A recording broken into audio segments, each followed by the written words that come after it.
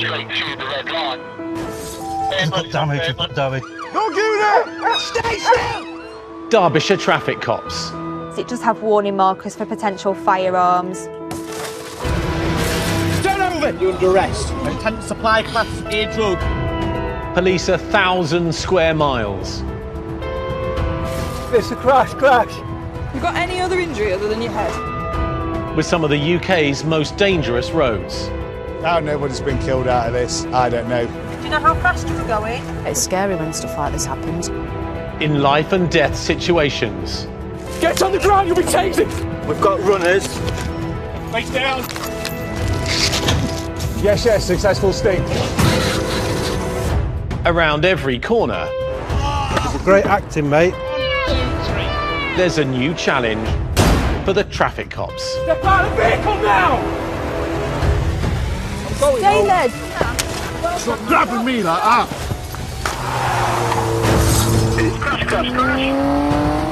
Coming up, The car's on its roof.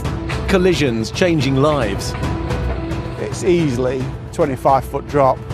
involving the young If you went over there, it would most likely have been a fatality. and the old, I am a total idiot. and a serious motorbike crash Can we get someone to go and get the defibrillator? leaves the traffic cops searching for the truth I went to go put my brakes on and they just was not working. as an elderly man fights for his life. Right, new bag of fluid going in. Thank you.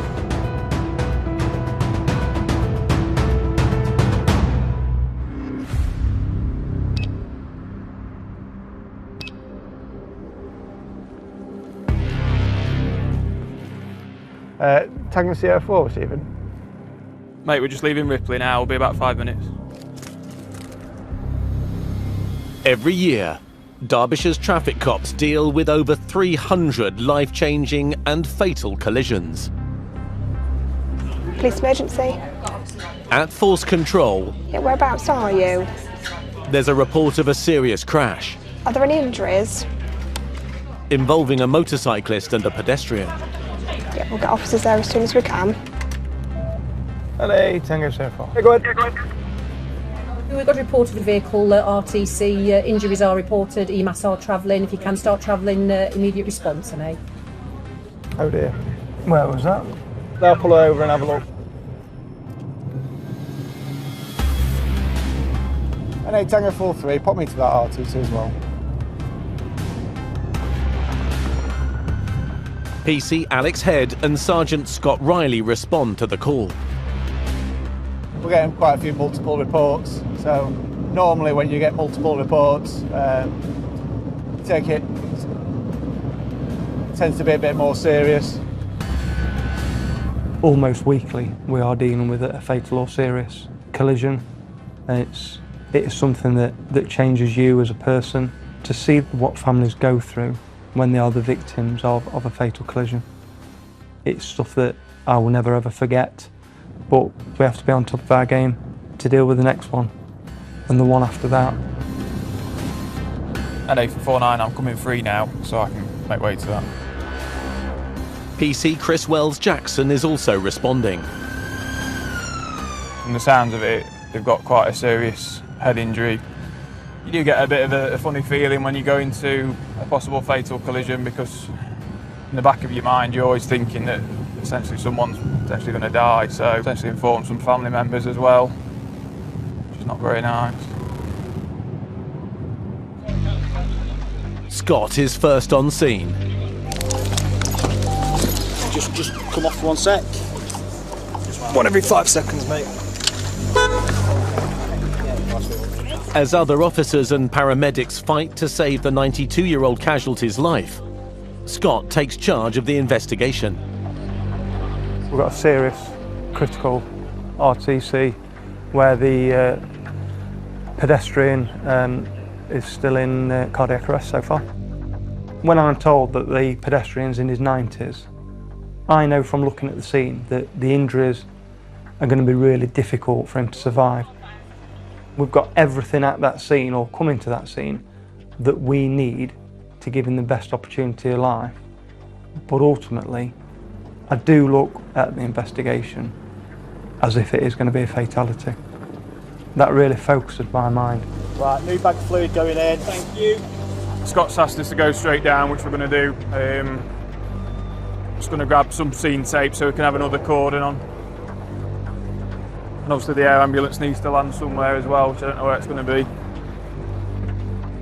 We've got to go and assist with witnesses, etc. to start off with from the sounds of it, so.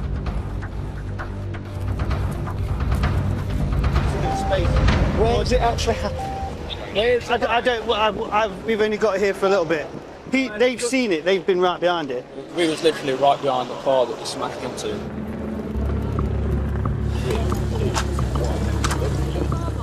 With life-threatening injuries, the victim needs urgent hospital treatment.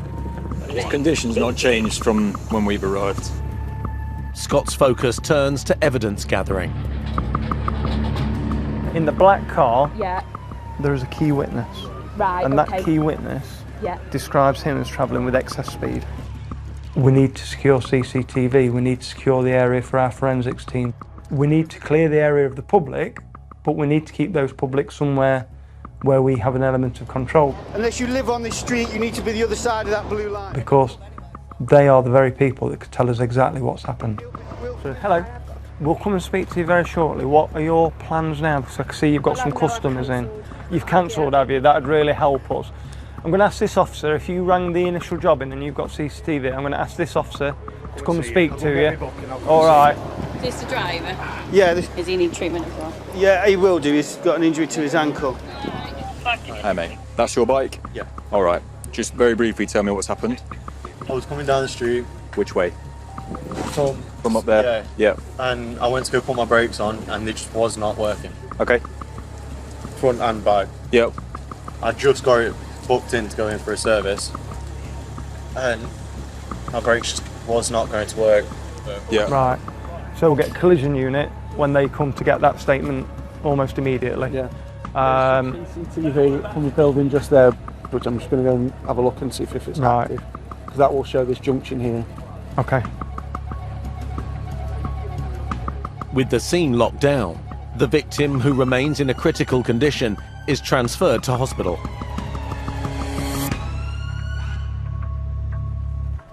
So the early information is that the motorcycle rider there is coming down here at excess speed. He's made an unsolicited comment that his brakes weren't working.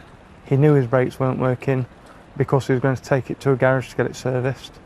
So if that is the case, and it's dangerous driving, do the roadside procedure, drugs, drink, and then when I give you an update, go from there, please. Alex, can you stick with Chris? From a police perspective, if he's riding that motorbike, knowing that his brakes didn't work and that he needed to take it to a garage, then he's knowingly got on that bike when it was in a dangerous condition.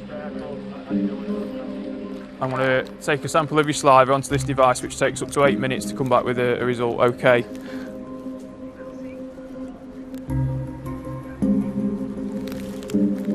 Thank you. Okay, that's fine. So I'm going to require you to provide me with a sample of breath for analysis, okay? Same rules apply as to the drug swipe, failure or refusal of any allowed to arrest and prosecution, okay? Just create a nice tight seal your lips, blow until I say to stop. Blow, blow, blow, blow, blow, blow, blow, blow, blow, blow. Thank you. That's it, done. Cheers.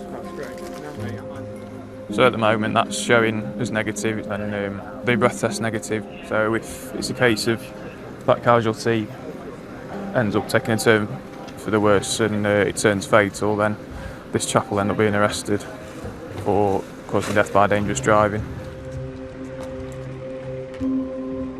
Both are negative. They're saying he's going to have to go to QMC because it's closest, and given his injuries I don't think it's going to be anything too extensive. It's just legs at the moment, so he's got some grazing to his legs, potentially a foot injury. So. We need officers to be with him. Yeah. So Chris, you follow down, or managing him as a suspect. Yeah.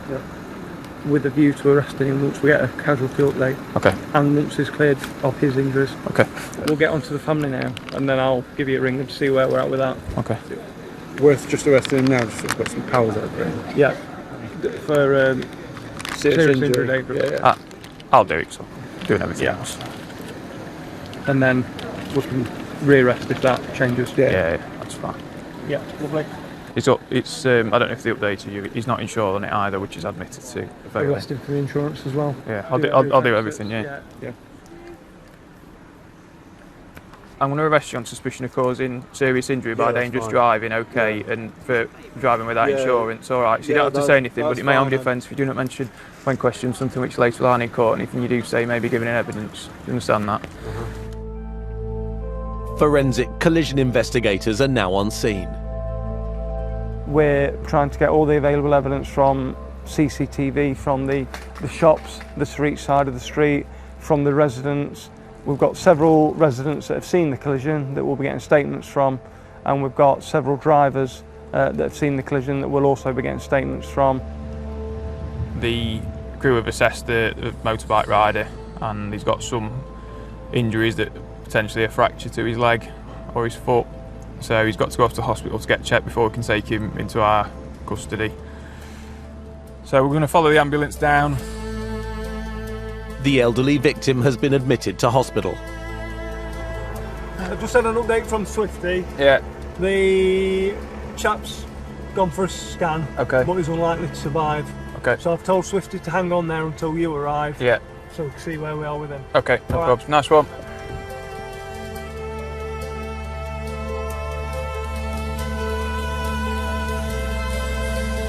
The horrifying point to this scenario is that it could have been anybody that was walking down that pavement. It just so happens that the victim in this case is a chap in his 90s who lived through a world war, and he gets run over by a motorbike just walking to the shop. So it really puts things into perspective that it doesn't matter where you are, who you're with, how young or old you are, that anything can happen at any time and your whole world can change just like that. Coming up, we'll be able to absolutely see whether that bike's got any brakes or whether it hasn't. The suspect faces charges. Just take your necklace off. Yeah. And the traffic cops respond to another crash. She's come around the corner, she's obviously lost control, hit this wall. Involving a young, inexperienced driver. Provisional licence holder. Oh, no one with her? No.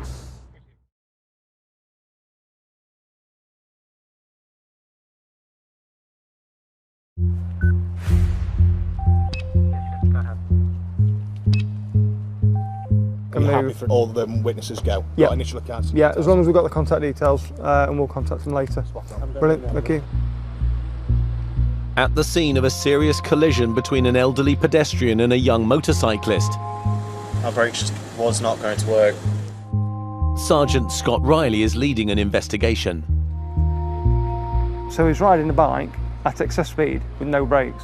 Moving the investigation forward after today, the bike will be examined, so we'll be able to absolutely see whether that bike's got any brakes or whether it hasn't. I've asked that the phone is seized, so we can examine that to see if he's sent a text disclosing that he's fully aware that the brakes don't work, or if he's booked that bike into a garage, which we believe he has, and he was on his way to having that bike serviced today. Lee? I'm going to ask for him to be arrested for dangerous driving. Yeah. As Scott remains on scene, PC Chris Wells-Jackson makes his way to the hospital. I think the motorbike riders started to realise what's occurred. He didn't seem horrendously panicked by the scenario to start off with. He seemed quite calm, but that's shock. I think shock affects everybody in different ways. The rider has been checked over at hospital. But with the elderly pedestrian in a critical condition, the rider is taken into police custody. Right, so unfortunately the other chap has died, okay. So I'm going to further arrest you on suspicion of causing death by dangerous driving, okay. Just remind you that you are still under caution, do you understand? Okay. This rider's world has just collapsed in front of him. He could essentially go to prison for 15 to 20 years for causing death by dangerous driving. Also, he's got to live with it for the rest of his life, knowing that he's killed someone because of a decision that he made that he shouldn't have made. Go on, Mum. Just watch your lace. Let me shut that door for you.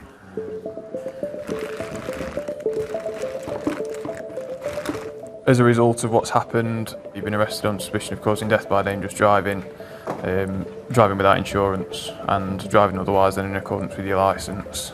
Do you have any physical illnesses or injuries? I've just been broken ankle. Which ankle? My right ankle. Just take your necklace off. Yeah.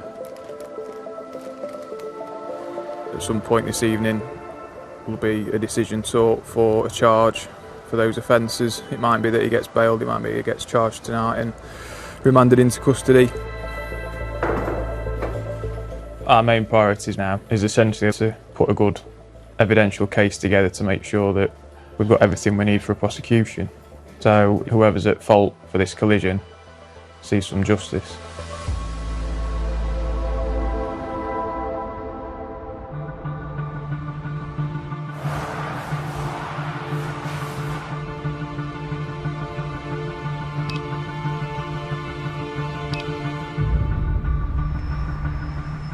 Excess speed contributes to around a quarter of deaths on the UK's roads. Some of the most at risk are the young and inexperienced. It's a bit windy tonight. Traffic cop Andy Swift Have we got any details on the injuries so far? and Alex Head are responding to reports of another crash 10 miles north of Derby. Tango 4-3 was in 4-7. Go ahead. I'm just at summer coats on 38, so I'm a bit behind you. There's just been a report of an RTC up to cars on its roof. It says it's skidded.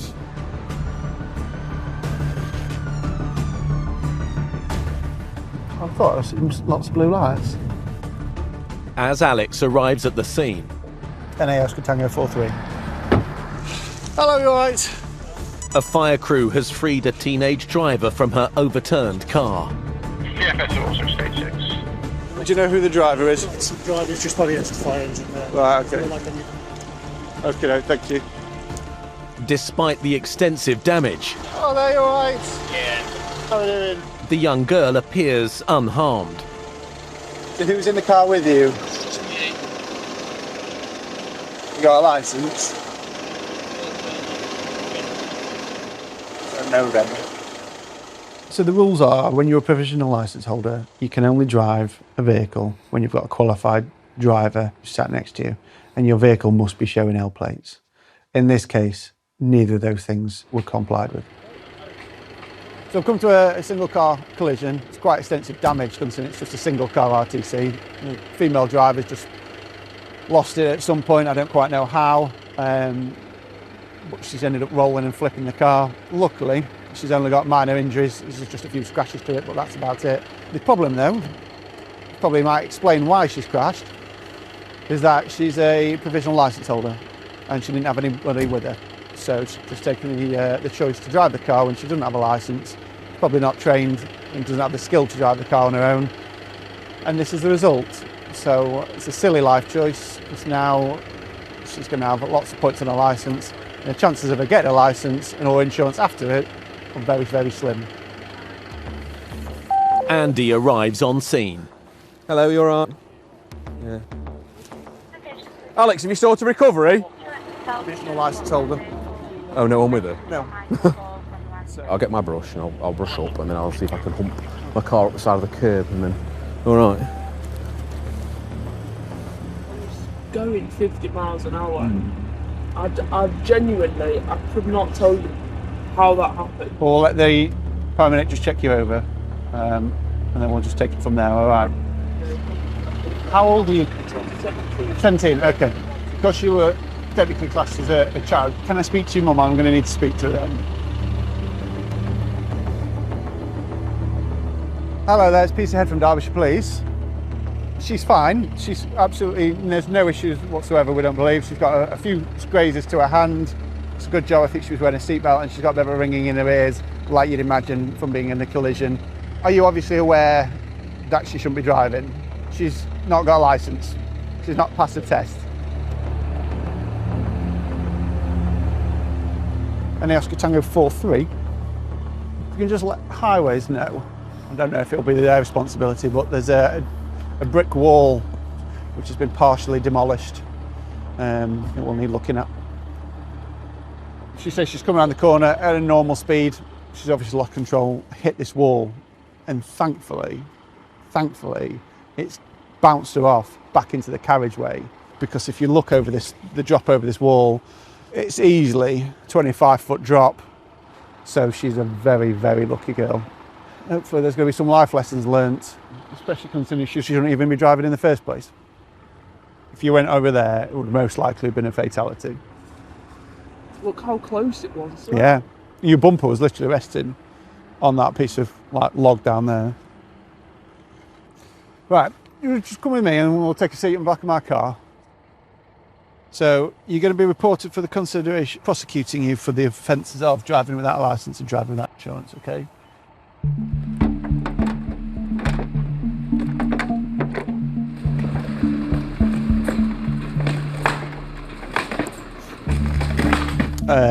You'd be looking at least 2. I say this a lot, but I don't often deal with criminals, but I do deal with people who make silly life choices. Are you aware it's a bit of a silly thing you've done, and obviously how lucky you are? I am. All right, just learn from this. Yeah. Okay.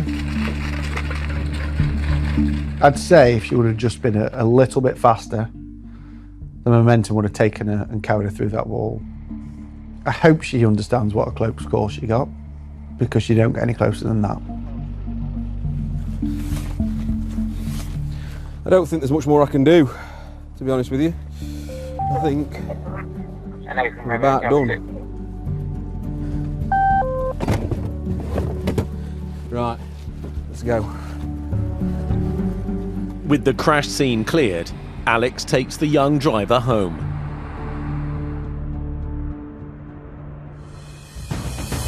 Coming up. After I came in a hurry, yeah, and got caught out.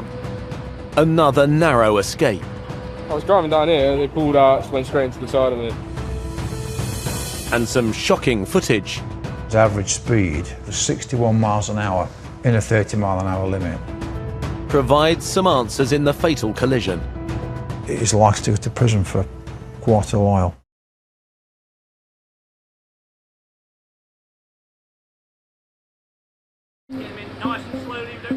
The day after a fatal crash involving a motorcyclist and an elderly pedestrian.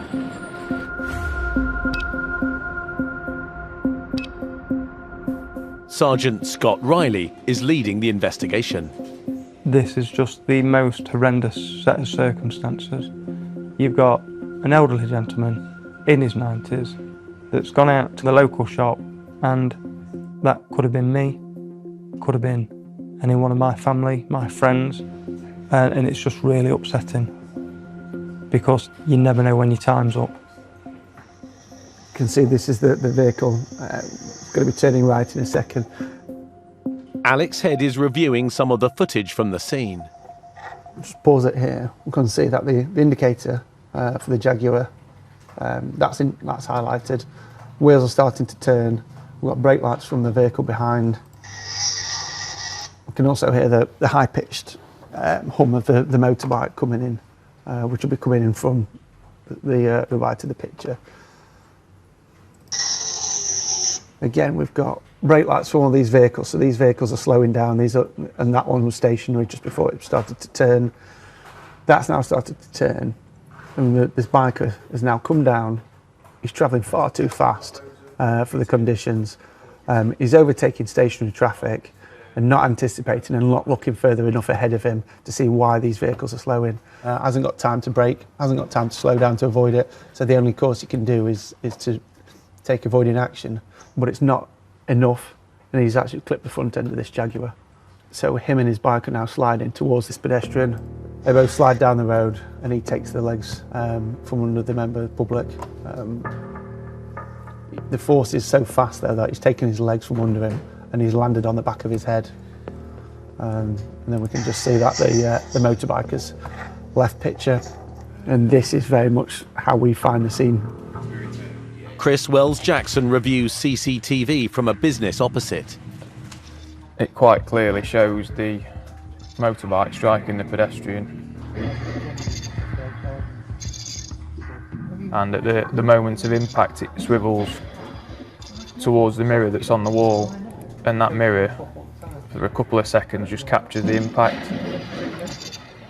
The motorbike has literally swept the pedestrian off the feet, and it's caused such an impact with that pedestrian into the pavement that it's broke his neck and caused some really severe head trauma, which has ultimately led to his death, unfortunately. He's 92 years old, the chap that's died, and he wouldn't have even seen or heard it coming. And in 10 years of policing, I've seen a hell of a lot of CCTV of incidents, of assaults, of collisions, and there's not many that send a shiver down my spine as to when I see the pedestrian get hit by that bike. So I've spoken to collision investigators who interviewed the suspect last night. He's been bailed with conditions not to ride or drive or be in any motor vehicle, so we can safeguard the public.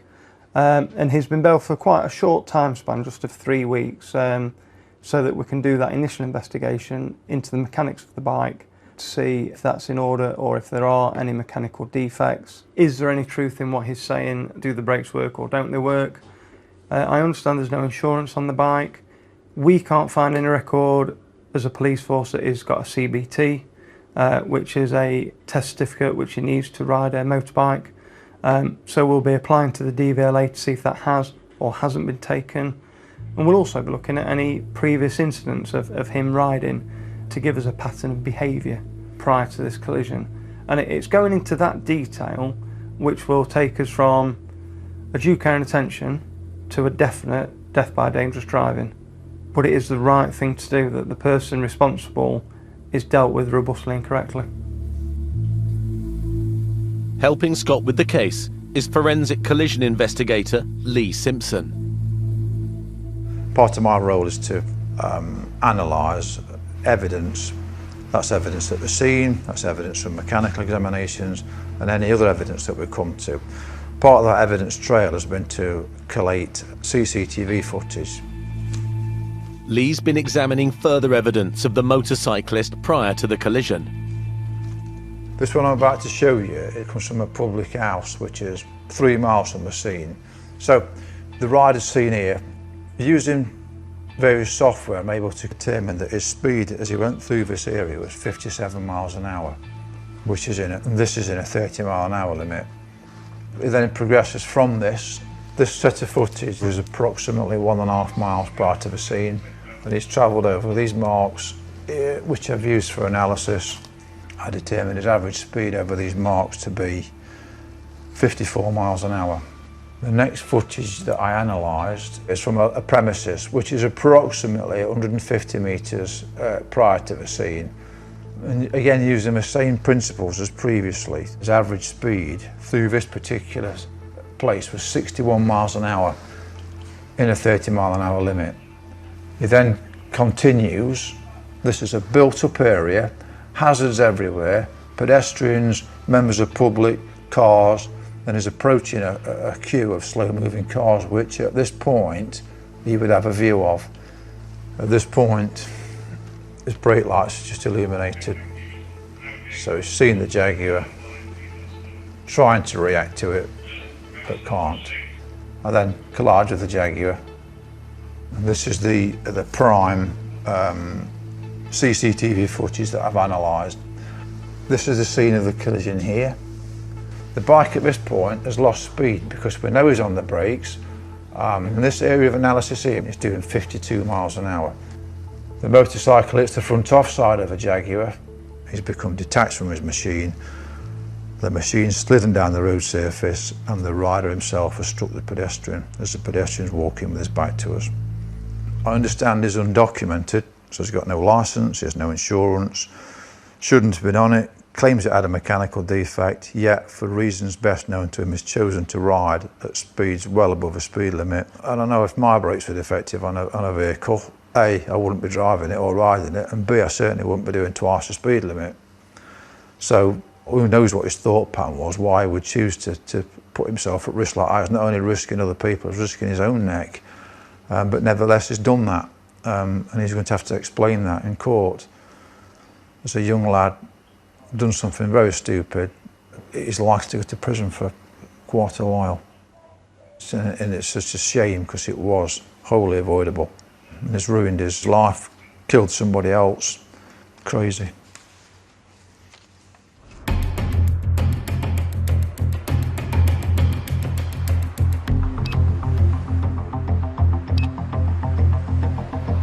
With over 1,000 collisions occurring across Derbyshire every year.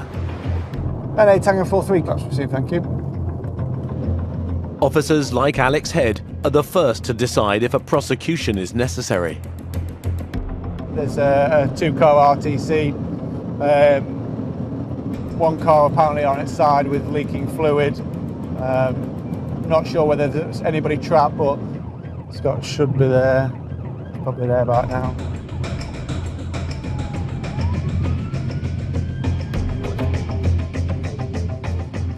As Alex reaches the scene, fire crews have freed an elderly couple and a male in his 20s from the cars. The crash, it looks like carnage. You know, there's a car on its side and alarm bells are ringing and everyone's thinking the worst.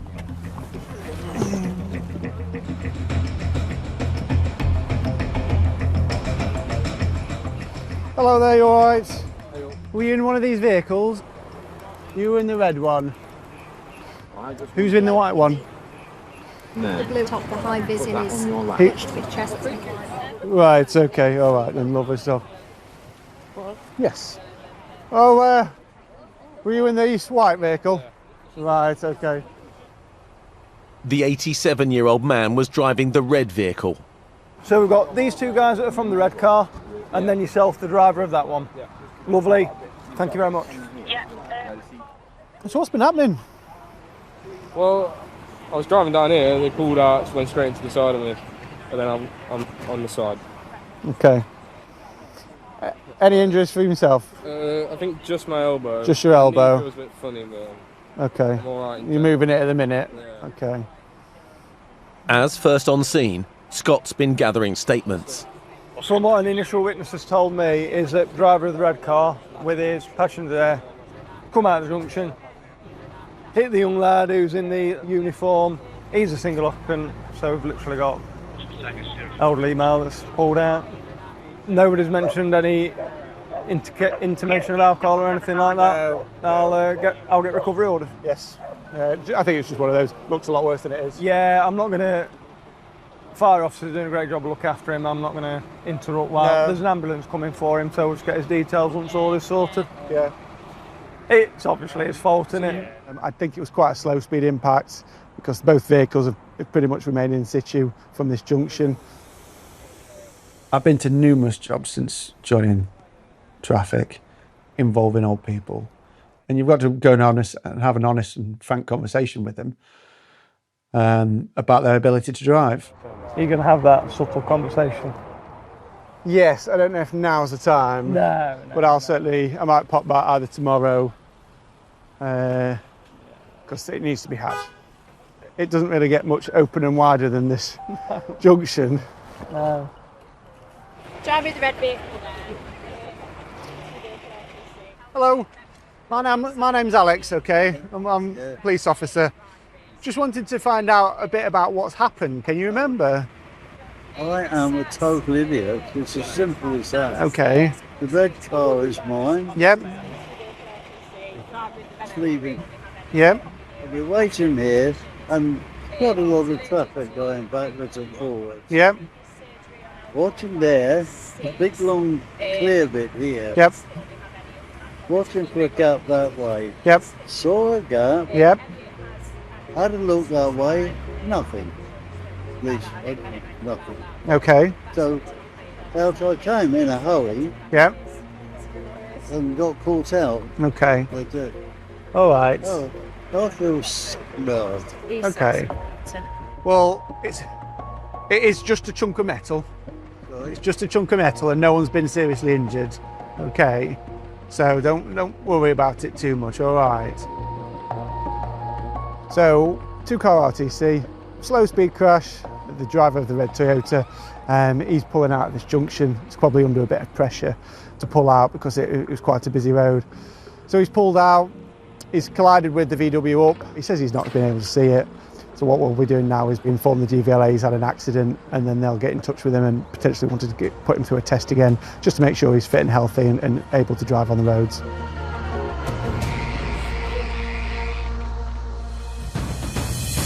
Coming up. Can't just give him a free pass because he's an elderly gentleman. Tough conversations. How are we doing? Are you okay? And the investigation into the fatal motorbike collision concludes.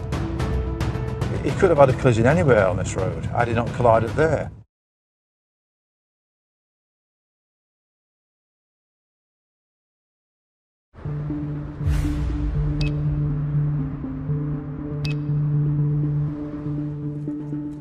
A few weeks after an elderly driver crashed into another car as he pulled out of a T-junction, Alex Head is tasked with asking the man to voluntarily surrender his licence. He's 87. At the end of the day, I think it comes to us all. Your reaction's slow, your visibility changes, your ability to assess risk and danger changes. So I've got a form for him to fill in if he feels that's appropriate. If he's still adamant he wants to be driving, then we'll look to prosecute him for driving without due care and attention. But we can't just give him a free pass because he's an elderly gentleman. Some people take it on board, others defend it and fight it and will not listen to you, which is extremely frustrating.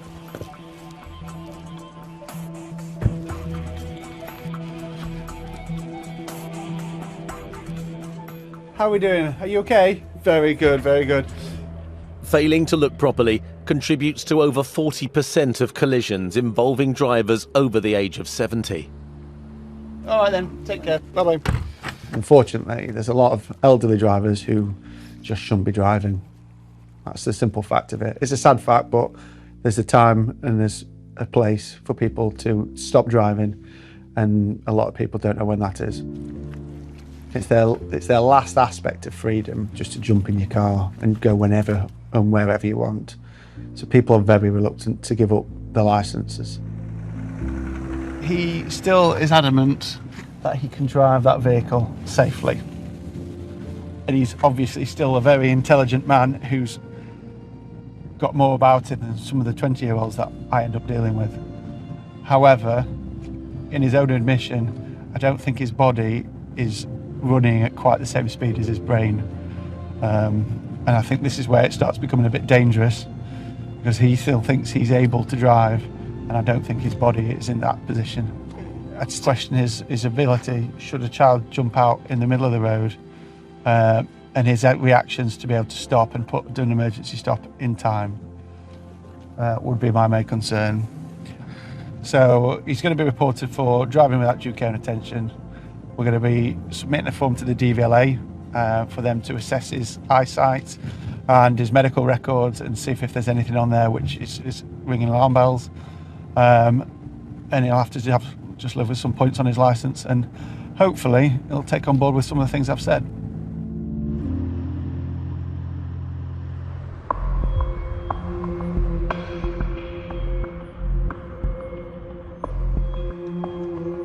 Six weeks after a fatal collision involving a motorcyclist and a 92-year-old pedestrian, crash investigator Lee Simpson and vehicle examiner Rob Finch are investigating the rider's claim that his brakes were faulty. The rider didn't engage emergency braking. He left no lock tire marks. Now that could be because his brakes were defective, or, which is more likely, is that his speed was such that he left himself insufficient distance and time to be able to engage emergency braking. So what Rob will do, Rob will check it now physically to make sure there are no leaks, nothing immediately apparent to suggest why the brakes wouldn't work. I can see that the front brake, all its components, caliper, the brake pipe, there's no leaks and the fluid level is satisfactory. Right, moving on to the rear brake, I can see there's no leaks, there's no hydraulic leaks whatsoever on the rear brake, and there's plenty of fluid within there. If the fluid drains out and then you get air in there, then it will not operate the caliper. I'll try the pedal travel. The fluid level is okay, the pipes, there's no leaks, the caliper's all dry. So this brake should operate. I'm pressing the pedal, the rear wheel is braking, as you can see. And the pedal travel is satisfactory, that's operating. So his claim that he had no braking is false, and we've now proven that they were operative. With the case against the rider nearing its conclusion, Lee revisits the scene. Our rider was a young lad, for reasons best known to himself, has chosen to ride at ridiculous speeds. He chose to exceed the speed limit grossly. We were presented with a situation in front of him that he couldn't, or he had insufficient distance and time to be able to react appropriately. We were now approaching the collision site. It's a 30-mile-an-hour limit. As you can see, we've got pedestrian crossings, junctions everywhere, residential premises, commercial premises, hazards everywhere. Nothing supports ever would want to ride down here at 60 mile an hour plus. It's 30 mile an hour for a reason, to keep you safe. The collision site's coming up, we've got another pedestrian crossing which continuing at 61 mile an hour. So our rider halves his opportunity to brake and stop accordingly. The junction to our near side, garages, commercial premises on the offside, a pub, hazards galore. We're at the collision point now. Our rider was doing 52 miles an hour at this point. We can see it's a busy residential area. There's all sorts of other vulnerable road users, not to mention vehicles. He could have had a collision anywhere on this road had he not collided there. And if he'd have continued riding at that speed in the manner that he chose, it's just a question of time before he has a collision. He should only ride such that he can stop at the distance he can see to be clear. He clearly couldn't do that. His speed was ultimately giving him insufficient time and distance to react accordingly. And that's why he's collided.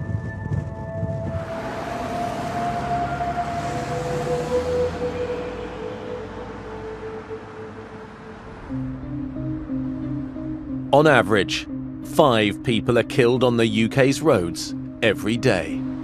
When you first come to your first fatal, it's one of those jobs, those incidents that you always remember in your policing career. But your training just sort of takes over. The thing I find difficult about dealing with fatal incidents is not necessarily the things that I'm faced with at the scene, but it's that emotional connection that somebody's loved one.